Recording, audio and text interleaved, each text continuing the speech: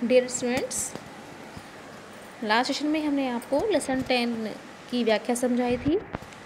आज हम उसी व्याख्या के आधार पर paragraph wise question answers solve करेंगे एक्सट्रैक्ट के आधार पर, जो कि आपके बोर्ड एग्ज़ाम में आपके लिए बहुत ही सहायक होगी। आप जितनी अच्छी प्रैक्टिस लिखने की करेंगे, हर पैराग्राफ को समझने की करेंगे, आप उतने ही अच्छे अंक प्राप्त कर पाएंगे। तो बच्चों, आज शुरू करते हैं इस पैराग्राफ के आधार पर। व्यथित है मेरा हृदय प्रदेश। इस पैराग्राफ के आधार पर फर्स्ट क्वेश्चन, कवित्री अपना दुख दर्द किसके साथ बांटना चाहती है? तो हमने पढ़ाया था कवित्री अपना दुख दर्द भारत माता यानी कि मातृभूमि के साथ बांटना चाहती है। कवित्री की क्या इच्छा है? कवित्री की इच्छा है कि वह मातृ मंदिर में पहुंचकर अपने अश्रु जल से माता के जो कमल रूपी चरण हैं उन पर अश्रु बहाए और अपने मन के जो भाव है वो उसके सामने व्यक्त करे। कवित्री को अचानक क्या ध्यान आता है? तो बच्चों, कवित्री को अचानक ध्यान आता है कि वह बहुत ही दीन है, बहुत ही छोटी है और ज्ञान से भी रहित है और उसे भारत माता के मंदिर पहुंचने का मार्ग भी नहीं मालूम है। नेक्स्ट क्वेश्चन, शब्दार्थ। व्यथित का मतलब होता है बच्चों दुखी, भार यानी कि बोझ, पद पंकज यानी कि कमल रूपी चरण, दुर्गम जहाँ पहुँचना, दुर्गम गम मीन्स जाना, जहाँ पर पहुँचना बहुत ही कठिन हो। बाधक पहरेदार, सुना है ऊंचे से सोपान फिसलते हैं ये दुर्बल पैर, चढ़ा दो मुझको हे भगवान। आइए इस पैराग्राफ के आधार पर सॉल्व करते हैं क्वेश्चन आंसर्स। मातृ मंदिर में पहुंचने में कौन कौन सी कठिनाइयां हैं?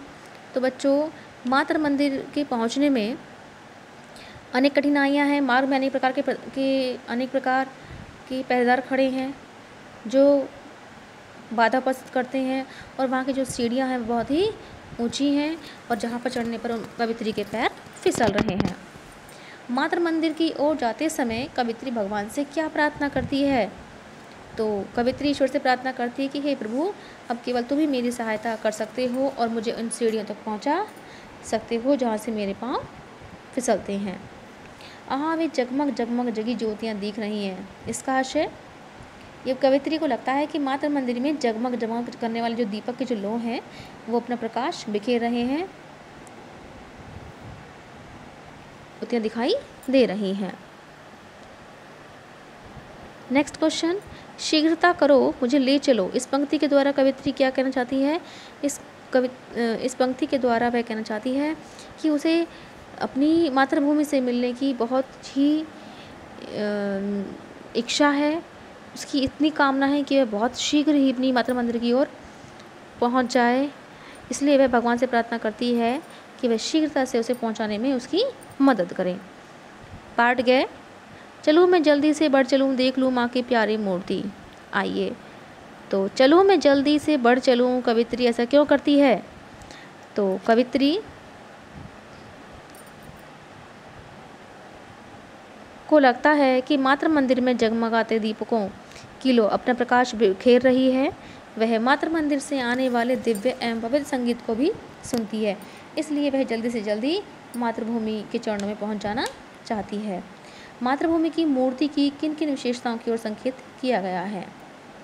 तो मातृभूमि की जो मूर्ति है वो अत्यंत दिव्य है, उसकी मुस्कान इतनी मधुर है कि उसे देखते ही शरीर में नई स्फूर्ति का समावेश होता है, यानी कि नया जोश आ जाता है।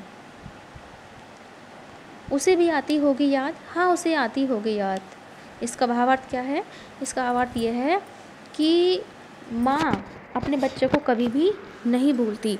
बच्चों में चाहे कितने भी दोष हों, कितने भी अवगुण हों, वह फिर भी अपने बच्चों से प्रेम करती है